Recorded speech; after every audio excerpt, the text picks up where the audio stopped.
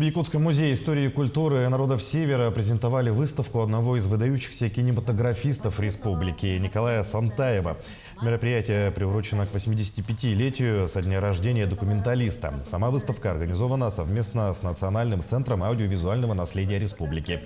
На счету Николая Марковича более 2 десятков фильмов о Якутии, таких как «Утро алмазного края», «От Лены до Волги» и многие другие.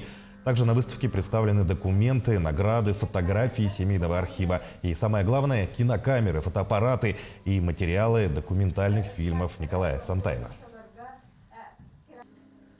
В нашем архиве Национального центра аудиовизуального наследия имеется фонд Николая Сантаева, который насчитывает порядка более 180 единиц хранения. Очень много материалов интересных, начиная с 70-х, даже 60-х годов.